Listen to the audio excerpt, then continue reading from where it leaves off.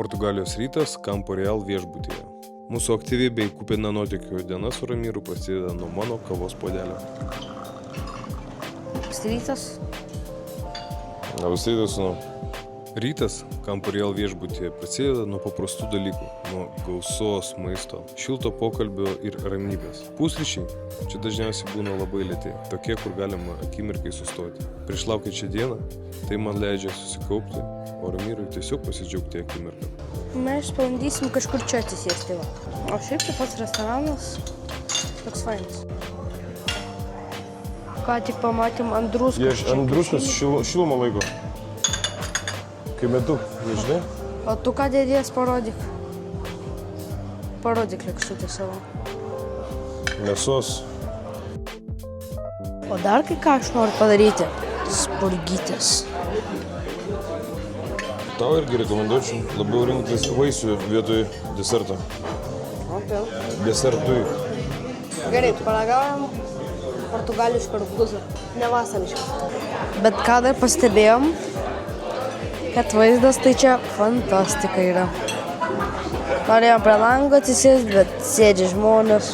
Baig valgyti vaisius ir tada važiuosim. Už 10 minučių?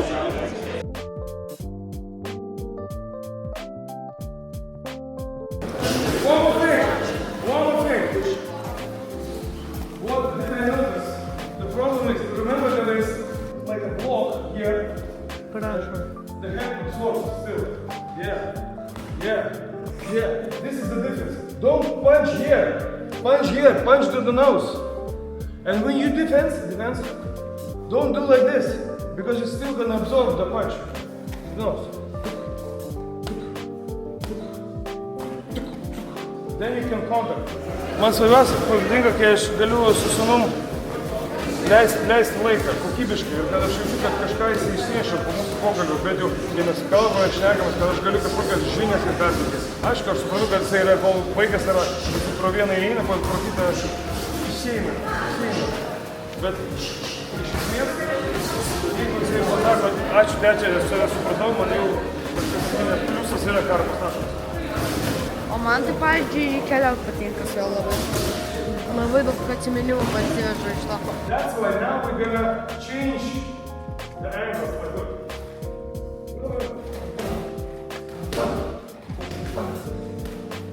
Now we're gonna make him to go back.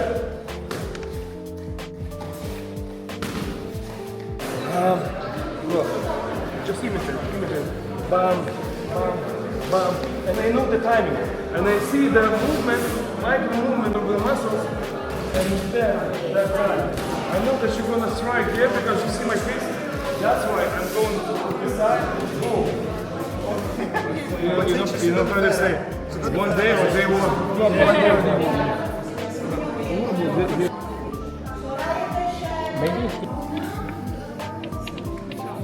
There you go.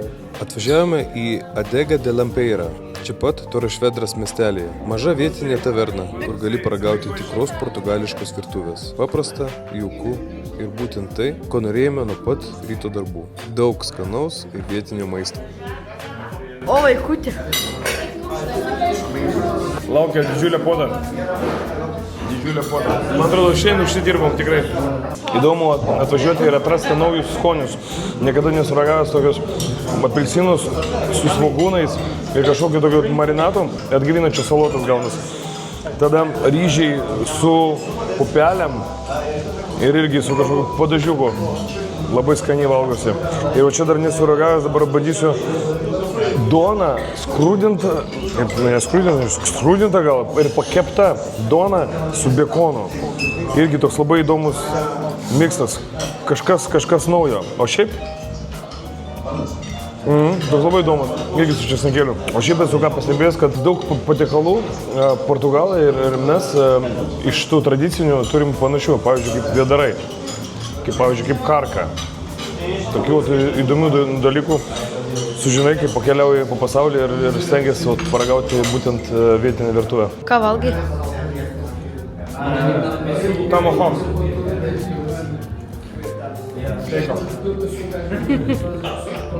Tai ką, pavalgėm. skaniai pavalgėm, sočiai pavalgėm. Karvutę jie vadina kupranugariaus selims. Spjovimo, spit. Toks, bet įdomus, skanus iš tikrųjų, bet labai mūsų karvutę primena. Tikrai skystai, tokia kreminė. Aš kai žinai, nemėgėjęs to tokio saldeškos, per daug tai. Tai pavalgėm desertų biški, pavalgėm steikiuko biški, ar tai steikas? Dalykas vienas, kad džiugina, tai pavyzdžiui, gyvenant Portugalijai, tikrai rastumėm ką pavalgyti. Jo, skanu Portugalijai. Ne, labai. O pažiūrėt, čia, kaip mūsų vidaraitė. Took place, and the theme of the world exhibition were the seas and our history, our overseas history.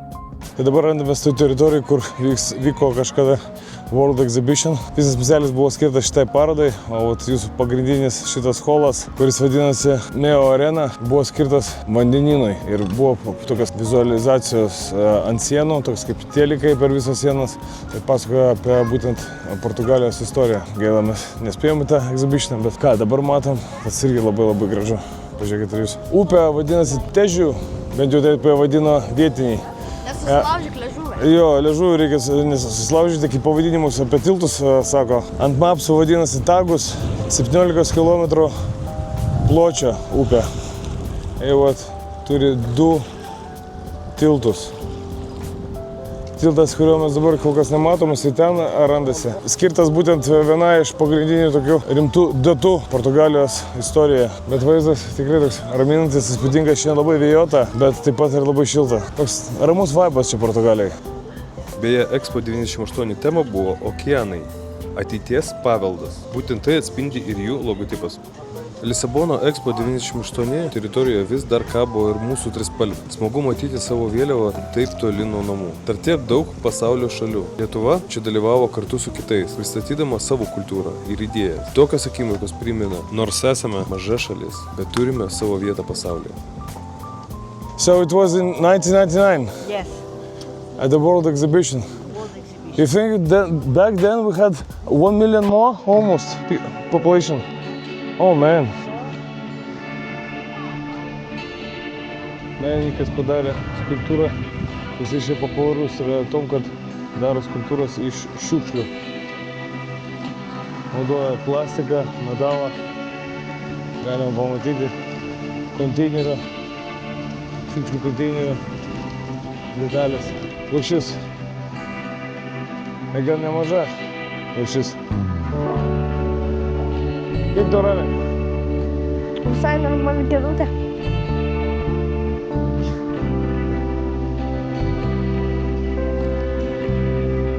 O štai čia mes matome Portugalijos nacionalinį paviljoną, sukurtą architekto Alvaro Siza Vieira, specialiai Expo 98. Kai jis buvo pastatytas, ši plokštė laikė pasaulio rekordą kaip didžiausias pakabintas, trumpai paremtas blokinis stogas, turintis apie 60 metrų tarpatrami be kolonų. Iki šiol jį laikoma vienu ekstremaliausių inžinierinių sprendimų tokio tipo struktūroje. Šitoje pasaulio egzibicijoje buvo paviljonas skirtas būtent Portugalijai. Čia. O, galima. Tai tie pastatyti žmonėm atsigauti, čia labai mažiai atrodo, bet šaltiniai visai nemažiai. Fontanai, vulkanas dar leidžia. Gal dar spėsim pamatyti. O čia mes matome didžiausią Portugalijos kazino. Sakė, labai populiarus. Portugalija labai pritraukia daug turistų, ypatingai kiniečiai, sako, atvažiuoja čia ir praleidžia labai išleidžia daug pinigų šiam kazino. Ir labai didžiulis traukos taškas užsieniečiam. Nu, Rami, šauksi? 1, 2, 3. Olá, Madrid! Oceanarium? It is called Parque das Nações. It's a huge place in Lisbon. It's a rich place too, near to zones that are not that rich, but it has a lot. It has the Oceanarium, it has a lot of big companies like Microsoft. Very, very, very beautiful, and it brings a lot of attention from tourists and from big companies with a lot of money. Even we came here.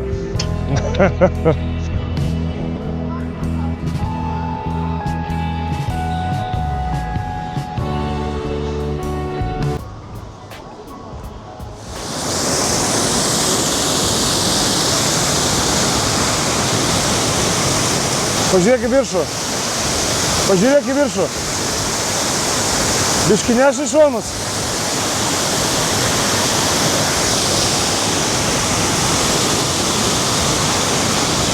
Kai žiūri į viršų, toks biški į tą pusę linksta.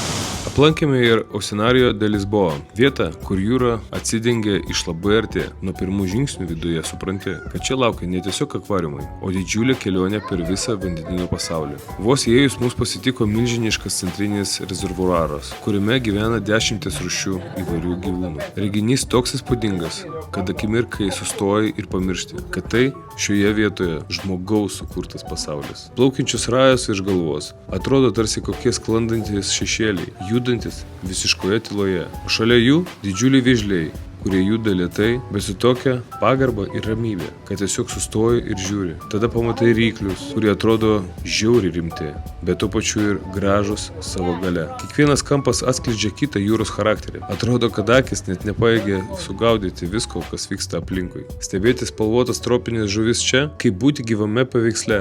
Spalvos tokios ryškios ir natūraliai tikros, kad atrodo, lyg būtų nupieštos. Kiekviena rūšis juda kitaip, su savo ritmu, savo charakteriu. Kai kurių žuvų formos tokios keistos, kad atrodo, jo gamta tiesiog norėjo pažaisti ir sukurti kažką, ko žmogus niekada neįsivaizduotų. Toliau pingvinai, juos matyti iš arti visada yra gera. Jie atrodo kaip maži rimti žygeiviai, nuolat kažkur skubantis, bet savo tvarka. Ramirui ši zona patiko labiausiai. Jis stovėjo prie turėklo ir žiūrėjo, kaip pingvinai vienas kitą stumia, krenta į vandenį, plaukioja greičiau, nei tikėtumėsi iš tokio mažo kūno. Tai priminė, kad gyvūnai iš pirmo žvilgsnio atrodo paprasti, bet iš tikrųjų jų elgesys pilnas niuansų. Toliau atsidūrime prie jūros ūdrų. Jos čia tikras žvaigždės. Judančios, tarsi su humoro jausmu, žaidžiančios, besivartančios, nuolat kažką veikiančios. Jų energija tokia šilta, kad net sunku atsitraukti. Žmonės sustoja 10 minučių, tik žiūrėdami į ūdrų gyvenimą. Tai vienas tų momentų, kur supranti, kad gyvūnai moka džiaugtis gyvenimu, kur kas labiau nei mes. Oceanario de Lisboa turi kažką ypatingo. Čia net nereikia skubėti. Galima vaikščioti lėtai, kalbėtis, stebėti, mokytis ir kartu patirti. Kiekvienoje salėje atsiveria kitas pasaulis. Šiaurės Atlanto šalis, Indijos vandenyno šiluma, Ramiojo vandenyno gelmė.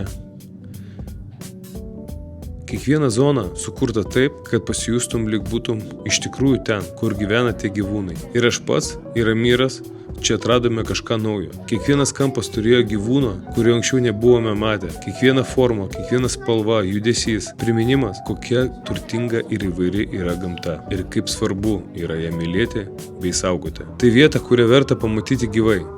Nes ekranas niekada neperduos tų pojūčių. Kai milžiniška žuvis praplaukia tiesiai prieš tave, arba kai pingvinas žiūri tau tiesiai į akis. Oceanariumas paliko įspūdį, kurį prisiminsime dar ilgai. Nuostabi vieta, kurią tikrai rekomenduoju pamatyti savo akimis. Užbaigėme mūsų kelionę prie Sporting stadiono Lisabonoje. Būtent čia Cristiano Ronaldo pradėjo savo kelią į futbolo šlovę. Atvedžiau Ramirą į šią vietą ne šiaip sau. Norėjau, kad jis pamatytų, kur dideli dalykai prasideda nuo mažų žingsnių. Kaip tėvas, aš stengiuosi palikti jam įspūdį, kuris motyvuotų siekti savo svajonių. Man svarbu, kad jis suprastų, kiekvienas didis kelias prasideda nuo pirmojo žingsnio. Jei ateityje galėsiu įdėti bent mažą dalį į jo pasirinktą kelią, The best one. mano širdis tikrai to džiaugsis. Ronaldo, when he played for Sporting, he had the 28 number. Yeah, I know. So we're gonna move to Lisbon then. Kai Ramiras pasimatavo Cristiano Ronaldo 28 numerio marškinėlius, mane užliejo pasididžiavimas. Mačiau, kaip jį sužavėjo tą akimirką, tarsi būtų palėtęs didelio kelio pradžią. Čia jo yra tas... Pasas. Ne pasas, o ID. Yeah, it's the ID that he uses when he came to Sporting. It's like a replica. Kol Ramiras ramiai vaikščiojo po parduotuvę ir dar nesuprato, kas vyksta, pagalvojau, kad tai tobula akimirka padaryti jam dar vieną gimtadienio staigmeną. Nusprendžiau nupirkti Cristiano Ronaldo marškinėlius, kaip priminimą ir kaip motyvacija, kad vieną dieną jis pats žengtų savo mylimo sportininko pėdomis.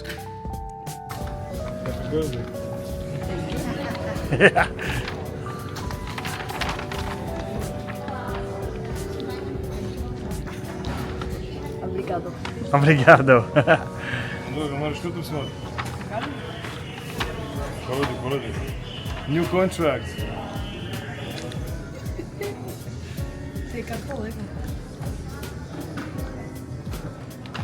So you're not cold anymore.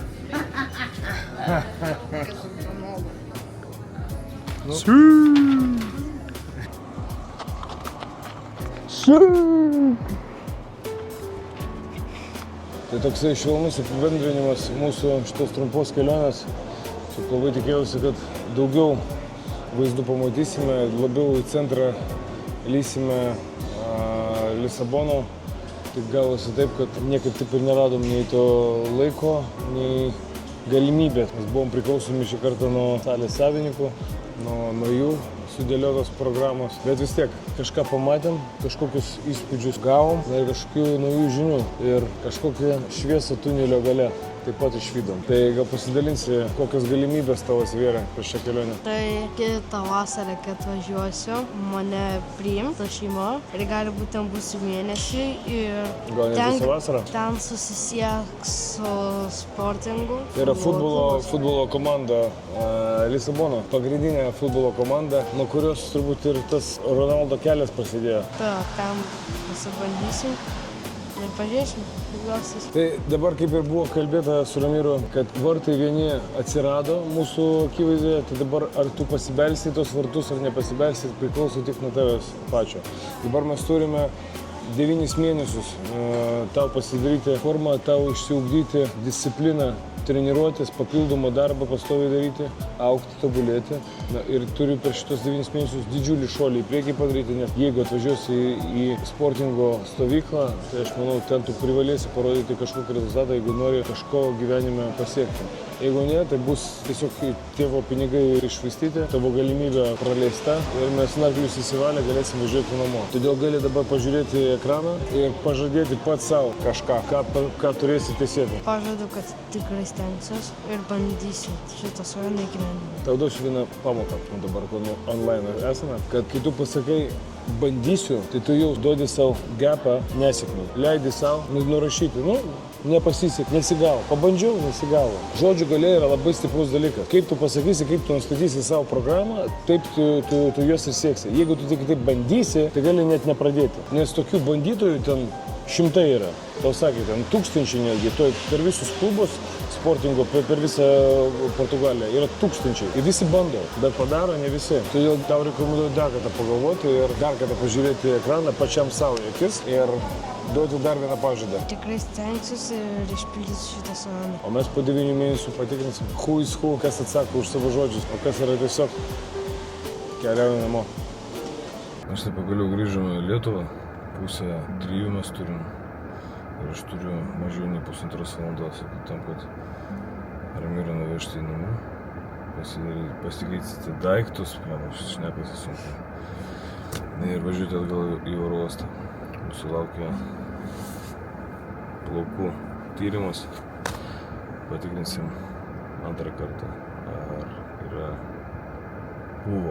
buvo ta medžiaga kažkokia mano organizme ar ne, draustinė. Ar jeigu nebuvo, pradėsim kelti biškį šumą. Kaip tavo savijauta? Fainai, labai fainai. Kelionė praėjo labai linksmai, patiko. Nuėjau mėgstamas šalis, manačiau, Portugalija. Kaip sako? Nuėjau mėgstamas šalis, Portugalija. Aha. O kaip dėl miego? Dėl miego. Want to sleep. Want to sleep? Tai davai tada. Eik miegoti. Aš važiuoju toliau. Ačiū už experience, ačiū už kelionę, ačiū už padėtį. Jums ačiū, kad mes kartu važiuojam į Londoną.